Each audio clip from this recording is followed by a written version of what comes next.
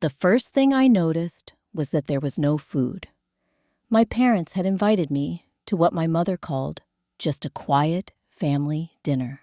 Friday evening, late spring, the kind of mild Colorado night where the sky stays light longer than it should. I parked outside the house I grew up in on Birchwood Lane in Greeley, and remember thinking the porch light looked brighter than usual. When I opened the front door, the house smelled like furniture polish and garden roses. But the dining table wasn't set for dinner.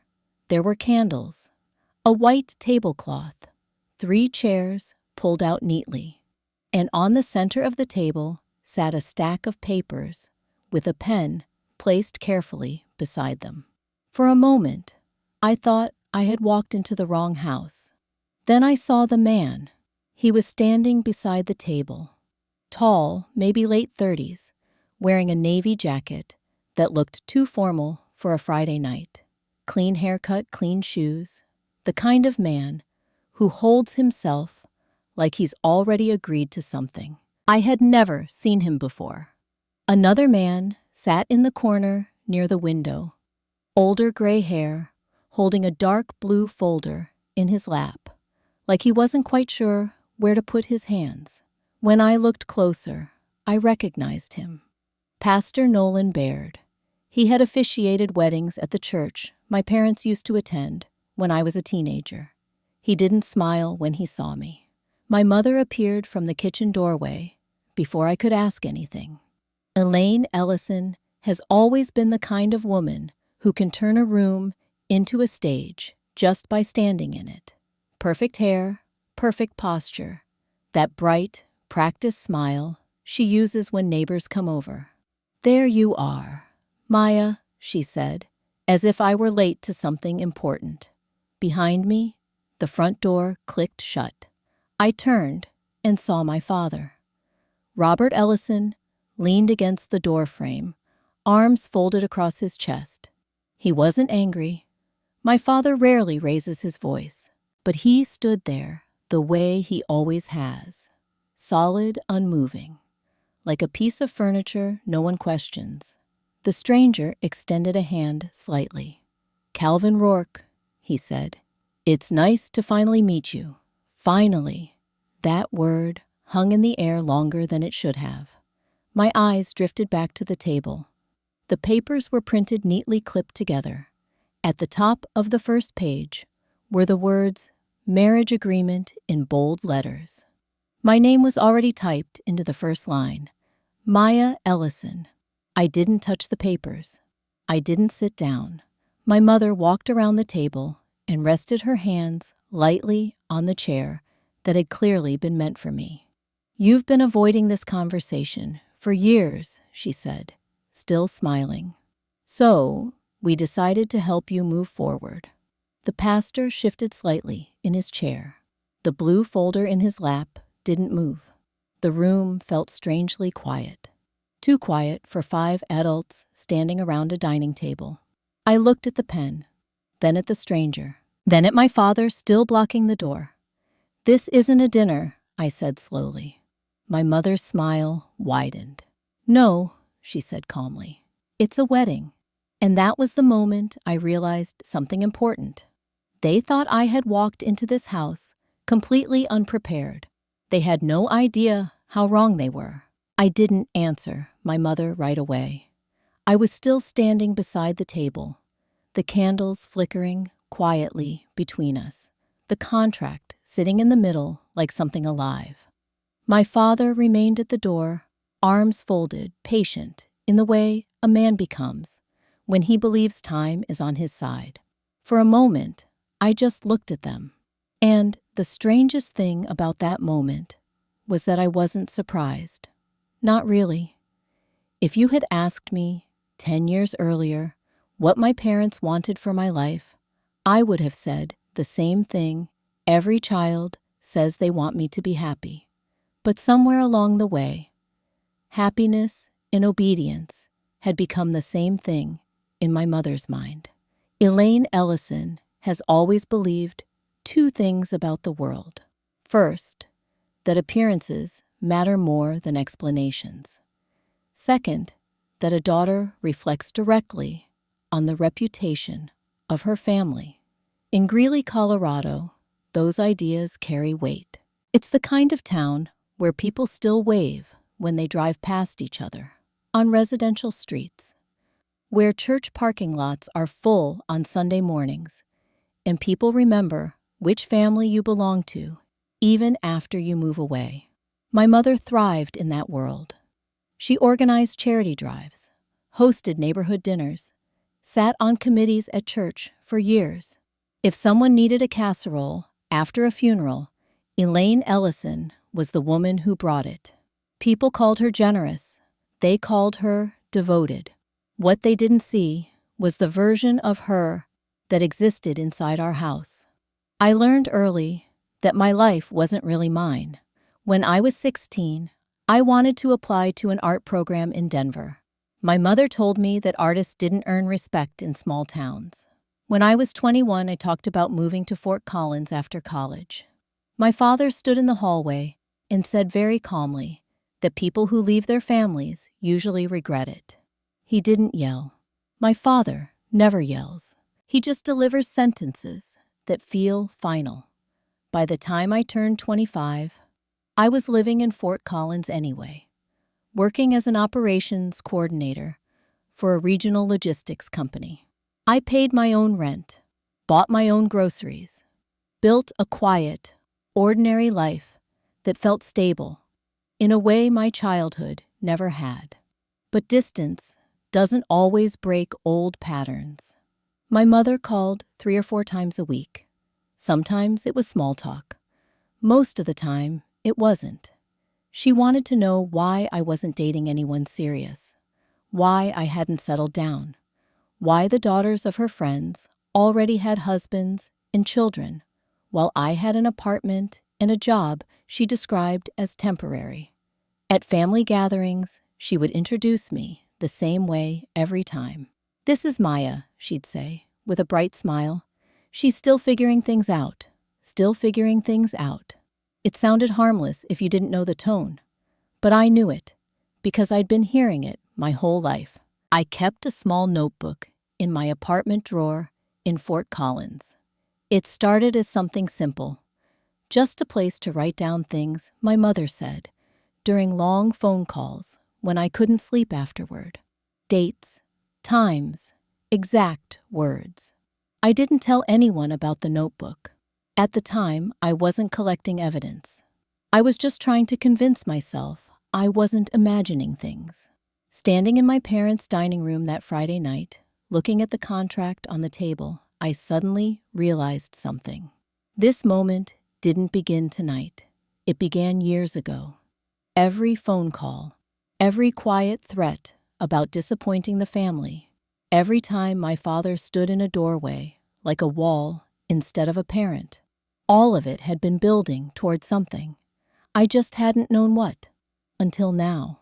2 weeks before that Friday dinner, my phone rang at a time when most people in my office were thinking about lunch. It was a Tuesday. I was sitting at my desk in Fort Collins, halfway through reviewing a shipment schedule for a trucking route that ran from Cheyenne down to Pueblo. The office was quiet, except for keyboards and the soft hum of fluorescent lights. My phone vibrated against the desk. The name on the screen made me pause. Pastor Nolan Baird.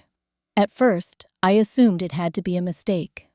I hadn't spoken to Pastor Nolan in years, not since my parents gradually stopped attending church regularly. He had officiated weddings, funerals, and baptisms for half the families in Greeley, but he and I had never been the type to call each other out of the blue. I let it ring once more before answering. "Hello?" There was a brief pause on the other end of the line, the kind of pause that makes you wonder if someone is deciding how much to say. "Maya," he said finally. His voice sounded careful, the way people sound when they are stepping into a conversation they're not sure they belong in. "Yes, this is Nolan Baird, from—" "I know who you are," I said gently. Is everything okay? Another pause. I hope so, he said. That was not the answer I expected. He cleared his throat. I received a call from your mother yesterday, he continued. She asked if I would be available to officiate a small family ceremony this Friday evening. I leaned back in my chair. A ceremony. That's how she described it. Something in the way he said the word made me sit up again. The office around me carried on normally. Someone down the hallway laughed. A copier started running. The ordinary sounds made the conversation feel strangely unreal.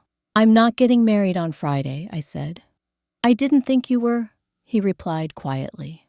The careful tone in his voice was the first thing that made my stomach tighten. She told me both parties were aware of the arrangement, he said, that everything had been discussed and agreed upon already. Both parties. The phrase felt oddly formal. And you believed that I asked. I believed that your mother believed it, he said. That answer stayed with me. Not confirmation, not denial, just a distinction. I don't usually call family members before a ceremony. Pastor Nolan continued, sounding slightly uncomfortable now. But something about the conversation felt rushed. He hesitated again. Your mother mentioned that a contract had already been prepared. My fingers tightened slightly around my phone. A contract. Yes. He spoke slowly now, as if repeating something he himself was still trying to understand. She said everything was ready. That all we needed was the ceremony to make it official. The fluorescent lights above my desk suddenly felt too bright. I turned slightly in my chair, so the rest of the office couldn't see my face. What exactly did she say the ceremony was for? I asked. There was another pause. A marriage. For a few seconds, neither of us spoke. Then Pastor Nolan said something that stayed with me long after the call ended. I may be wrong, Maya, he said carefully, but when I asked if you had personally contacted me about the ceremony, she changed the subject. I stared at the window beside my desk. Outside, traffic moved steadily down College Avenue, people going about their normal Tuesday afternoon. I appreciate you telling me, I said finally. I'm not accusing anyone of anything, he replied quickly. I just thought you should know what I was told. When the call ended, I sat there for a long time without moving. It would have been easy to dismiss the whole thing as a misunderstanding. My mother had a talent for exaggerating plans before they existed. But one detail kept circling in my mind. A ceremony, a contract, and a Friday night dinner invitation that had arrived only 2 days later. For the first time, I wondered if those things might not be coincidences. The call from Pastor Nolan should have been easy to dismiss. For the rest of that Tuesday afternoon, I tried to treat it like a misunderstanding, one of my mother's familiar habits of planning 3 steps ahead of everyone else and assuming the rest of us would eventually catch up. But that evening, back in my apartment in Fort Collins, the conversation wouldn't leave my mind. My apartment sits on the 3rd floor of a quiet building near Horsetooth Road. It isn't large, 1 bedroom, a narrow kitchen, and a small balcony that faces west toward the mountains, but it's the first place I ever lived that truly felt like mine. I unlocked the door, dropped my keys into the ceramic bowl by the counter, and stood there for a moment longer than usual. The silence inside the apartment was steady and calm. No raised voices, no commentary about what my life should look like, just the hum of the refrigerator and the distant sound of traffic from the main road. Normally, that quiet felt comforting. That night, it felt like a space where thoughts could get louder. I made a cup of tea, carried it to the small table near the living room window, and opened the drawer beneath it. Inside was the notebook. It was smaller than most people would expect, dark green soft cover, the corners bent from being handled too often. I bought it 3 years earlier at a grocery store without really knowing why. At first, it had been a simple habit. If my mother said something during a phone call that left me unsettled, I wrote it down. Not because I planned to use it for anything, because writing it made the words feel real instead of imagined. The first entry was from late autumn, 3 years ago. A Sunday night call where my mother told me that women who stay single too long stop being taken seriously. Another page recorded a Thanksgiving dinner where she introduced me to a neighbor's son, as if we had already agreed to a date. Then there were the smaller moments. Phone calls where she suggested I move back to Greeley temporarily. Conversations where my father didn't disagree with her, but didn't interrupt either. The notebook had never been meant as evidence. It was more like a record of patterns. Reading through it that evening, I began to notice something I hadn't fully recognized before. Each entry followed the same rhythm: suggestion, pressure, and eventually the quiet assumption that her decision would become my reality. I flipped to a blank page and sat there with my pen for a long time. Finally, I wrote the date at the top, Tuesday. Underneath it, I wrote 3 short sentences. Call from Pastor Nolan Baird. Mother requested officiant for a family ceremony Friday night. Mention of prepared contract. The words looked strange on paper, too formal, too deliberate. I stared at them for a long time. Part of me still believed this had to be a misunderstanding. My mother was many things, but arranging a wedding without telling me seemed impossible. But another part of me remembered the way Pastor Nolan had paused when he spoke, the careful tone in his voice, the way he had chosen his words, as if he didn't want to accuse anyone, but also didn't want to ignore what he had heard. I closed the notebook and slid it back into the drawer. Outside, the sky over the mountains had turned a deep purple as the sun disappeared behind the foothills. My phone buzzed on the table. A message from my mother. Just 4 words. Friday dinner. Don't be late. No explanation, no details. I stared at the screen for a moment before setting the phone down again. For years, my mother had believed that decisions about my life were simply hers to make.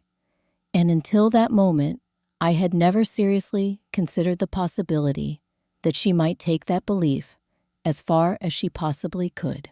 Wednesday morning, I woke up before my alarm and already knew I wasn't going to work. The light in my apartment was still gray, the kind that makes everything look unfinished. I lay there for a long moment, listening to the refrigerator kick on and off, trying to decide if I was overreacting. That word, overreacting, had been trained into me. It was what my mother said anytime I pushed back. It was what my father's silence implied. I sat up, opened the drawer by the living room table, and pulled out the notebook again. The last page I'd written was still open, the 3 sentences about Pastor Nolan's call, staring up at me like they belonged to someone braver. I picked up my phone and called my supervisor. I told her I needed to take a personal day. I didn't explain. She didn't ask. She just said, take care of what you need to take care of. By 9 o'clock, I was driving toward the Larimer County Courthouse, hands tight on the steering wheel, my notebook in a manila folder of printed screenshots in the passenger seat like they were fragile. The courthouse lobby smelled like old paper and floor cleaner.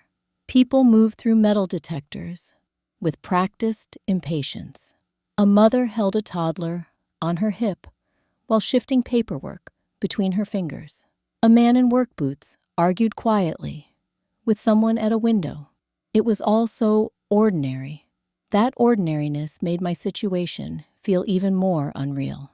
At an information desk, I asked for forms for an emergency protection order. The woman behind the counter didn't look surprised. She slid a packet across to me. and pointed to a row of chairs along the wall. I sat down and stared at the blank lines. Name of petitioner, name of respondent, relationship, specific incidents. The pen in my hand felt heavier than it should have. Because once I wrote their names on that paper, I couldn't pretend I was still in the same family story. I flipped open my notebook. Dates, times, phrases I could still hear in my mother's voice. You're embarrassing us. People are talking. You'll understand when you're older. And the one that sat underneath all of it, never said out loud, but always present, you belong to us. I began writing. Not every detail, not every wound, just the pattern. The way my mother pressured and maneuvered, the way my father backed her up by becoming a wall whenever I tried to leave. The way Pastor Nolan had called and said the words ceremony and contract and Friday night like he was trying not to panic. Halfway through the narrative section, my hand started shaking. I set the pen down and pressed my palm against the paper to steady it. Across the hallway, a judge's clerk stepped out and called a case number. Somewhere else, a door buzzed open. The courthouse kept moving, as if my life wasn't splitting into before and after. When I finished, I made copies of the pages I'd brought. A few screenshots of my mother's texts about Friday dinner, notes from phone calls. One entry about my father blocking a doorway years ago when I tried to leave after an argument. I handed the packet to the clerk. She flipped through it, expression neutral, then told me to wait. Waiting was the hardest part. I sat in a plastic chair under fluorescent lights and watched the clock above the hallway doors. 10 minutes, 20, 30. In my mind, Friday night kept coming closer, like a train. You can hear long before you see it. Finally, the clerk returned and slid a single sheet of paper toward me. She didn't explain much. She didn't need to. The order was temporary, effective immediately, pending further review. My parents' names were printed on it. So was mine. I stared at the document until the letters stopped looking like symbols and started looking like reality. And that was my moral break. Not anger, not revenge, just a clean, quiet decision that I would never again walk into my parents' house with nothing but hope and politeness. I folded the paper carefully, placed it inside my folder, and walked out of the courthouse, feeling like the air had changed. Outside, the sun was bright, the sky wide and calm. But my hands were still shaking as I got into my car, because for the first time in my life, I had put the truth in writing, and I couldn't take it back. Friday evening arrived faster than it should have.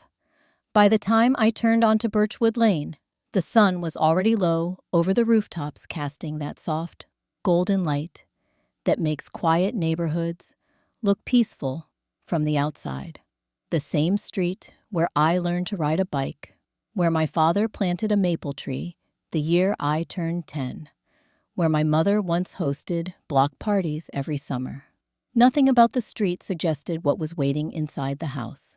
I parked along the curb and sat in the car for a moment, the engine ticking quietly as it cooled. My folder rested on the passenger seat beside me, the temporary court order folded neatly inside. I didn't take it out, not yet. Instead, I slipped my phone into my purse and stepped out of the car. The porch light was already on. That detail struck me immediately. My mother rarely turned the porch light on before full dark, unless she was expecting guests. When I opened the door, the smell of polished wood and roses greeted me again exactly as it had 2 weeks earlier when everything began to unfold. But this time, I knew what I was walking into. The dining room looked exactly the same as it had the night I first described it. White tablecloth, candles, 3 chairs arranged around the table. The stack of documents sat in the center, perfectly aligned with the edge of the table, like something placed there for inspection. Calvin Rourke stood beside it. He looked as composed as ever, navy jacket, crisp shirt, a calm expression that suggested he believed the evening would proceed exactly as planned. When he saw me, he nodded politely. Maya, not a greeting, more like a confirmation. Pastor Nolan Baird sat near the window, again the dark blue folder resting on his lap. When our eyes met, his expression shifted slightly. Relief, maybe, or concern. It was hard to tell. My mother appeared from the kitchen, carrying nothing at all. No plates, no glasses, just that same bright smile.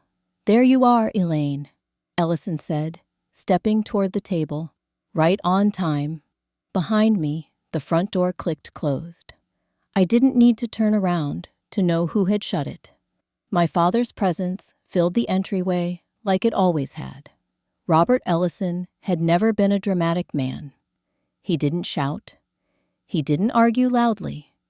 He simply occupied space until other people adjusted their behavior around him. I stepped further into the dining room. The candles flickered gently in the quiet. For a moment, no one spoke. Then my mother gestured toward the chair that had been left open for me. "Sit down, Maya," she said lightly. "We have a few things to finalize." Finalize. The word made the room feel colder. I looked at the documents on the table. The top page still read Marriage Agreement. My name was typed neatly beneath the title. "Mama," I said slowly, "you told me this was a family dinner." Her smile never moved. "It is," she replied. She glanced briefly toward Calvin. "Families come together in different ways." Calvin shifted his weight slightly, but didn't interrupt. Pastor Nolan cleared his throat quietly, though he didn't speak. I remained standing. My father's voice came from behind me, calm and steady. "Sit down, Maya." 2 words, not loud, but unmistakably a command. I turned just enough to see him leaning against the doorframe, arms folded the same way he had stood years ago, whenever a conversation needed to end on his terms. For a few seconds, no one moved. The room held its breath. Then I stepped toward the table, not because I agreed, because I wanted to see exactly how far they intended to take this. I pulled the chair out slowly and sat down. Across from me, my mother's smile brightened. She believed that meant she had already won, but she didn't know what was inside the folder, resting quietly in my bag. For a moment, after I sat down, no one spoke. The candles flickered softly, their light reflecting off the polished wood of the dining table. My mother stood at the head of it, hands resting lightly on the back of her chair, like she was presiding over something ceremonial. Calvin Rourke remained beside the table, posture relaxed, though his eyes moved between my parents and me, as if he were assessing how smoothly the evening might proceed. Pastor Nolan Baird stayed in his chair near the window, the dark blue folder still balanced on his lap. The silence didn't feel accidental. It felt like expectation. My mother was the first to break it. "Well," she said brightly, sliding the stack of papers toward me, "you've seen the agreement already." The top page stopped directly in front of me. Marriage Agreement, my name printed clearly beneath the title. Across the table, my father shifted his weight slightly, but didn't move away from the doorway. I didn't reach for the papers. Instead, I looked at Pastor Nolan. "When were you contacted about this ceremony?" I asked quietly. The question seemed to surprise everyone. My mother's smile stiffened just a little. Calvin's expression flickered with mild curiosity. Pastor Nolan straightened slightly in his chair. "Earlier this week," he said carefully. "By my mother, yes. And she told you both parties had agreed to the ceremony." My mother laughed softly before he could answer. "Maya, sweetheart, there's no need to interrogate people. But Pastor Nolan had already nodded. "That's correct," he said. "That was my understanding." The room shifted almost imperceptibly. It wasn't confrontation yet, but it was no longer the quiet performance my mother had planned. I folded my hands together on the table. "I see." My mother leaned forward slightly. "What exactly is the problem here?" she asked. "You've known for years that you needed to start thinking about your future." "My future," I repeated. She gestured toward Calvin. "Calvin's family owns a considerable amount of land outside town," she said smoothly. "He's well established, stable, the kind of man who understands responsibility." Calvin nodded once, as if confirming her description. "It seemed like a practical arrangement," he added. Arrangement. The word settled into the room like dust. I glanced down at the contract again. Page after page of typed conditions, residency expectations, financial clauses, even a section outlining household responsibilities. "This looks very detailed," I said quietly. "It needed to be," my mother replied. I looked up at her. "Who filled in my name?" Her expression hardened for the first time that evening. "Your father and I completed the paperwork," she said. Across the table, Pastor Nolan shifted slightly.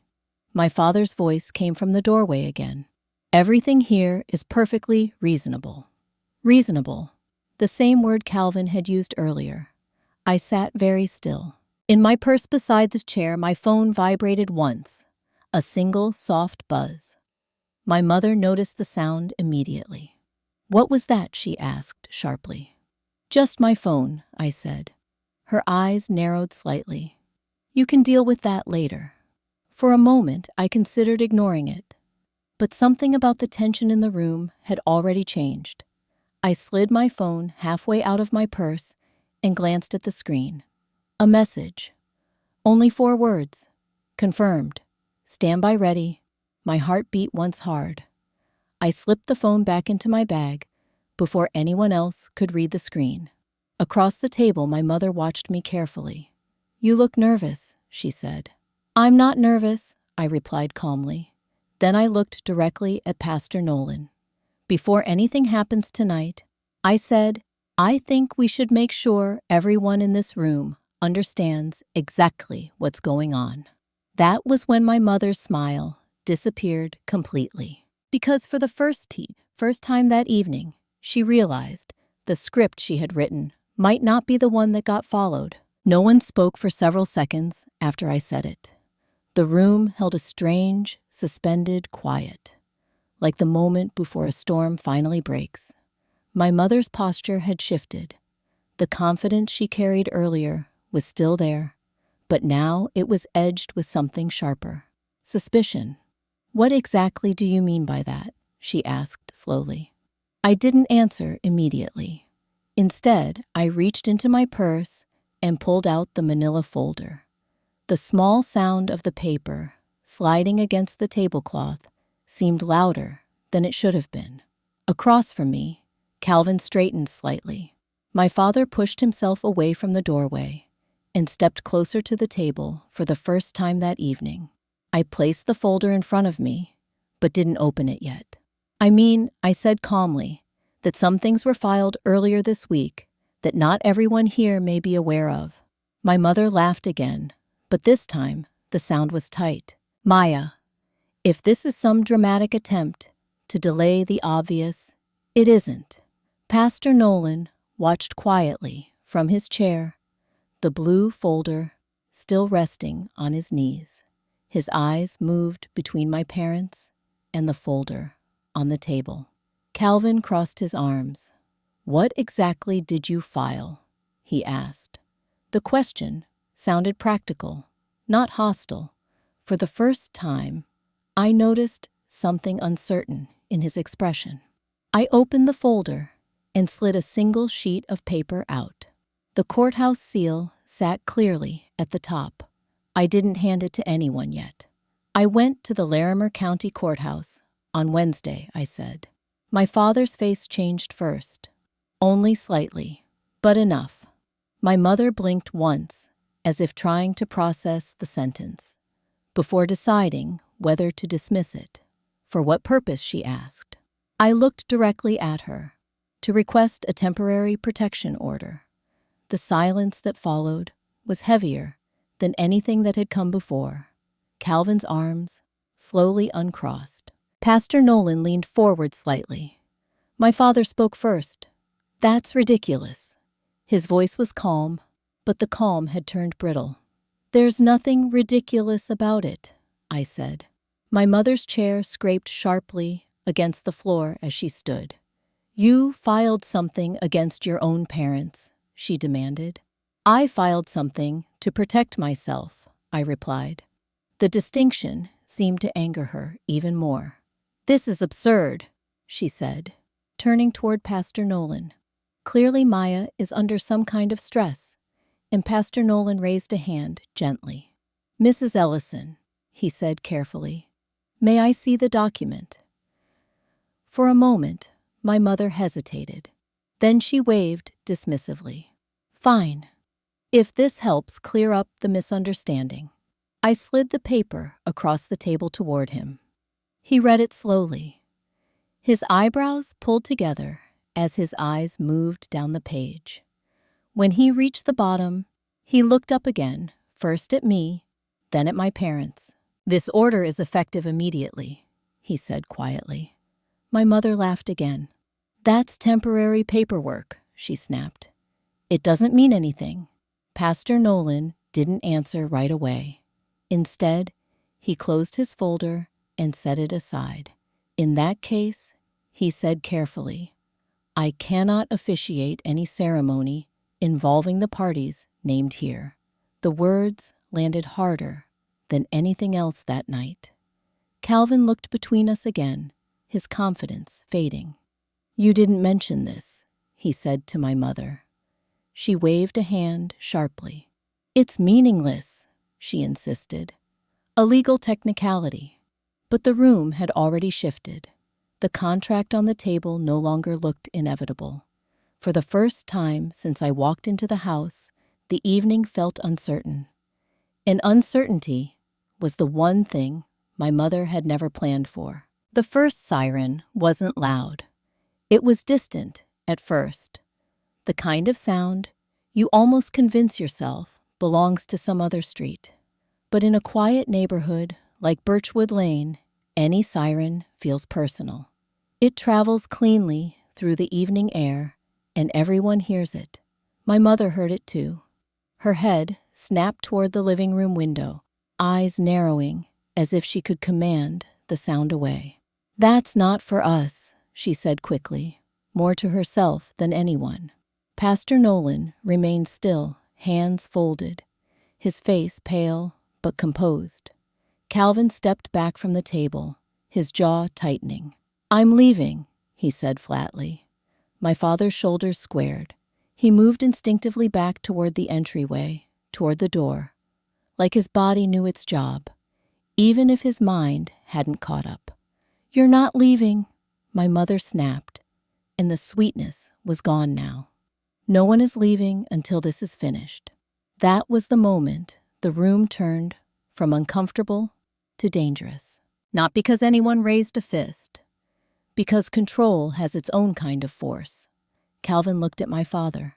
Sir, he said, trying to keep his voice even, this isn't what I agreed to. My mother whirled on him. You agreed to a commitment, she hissed.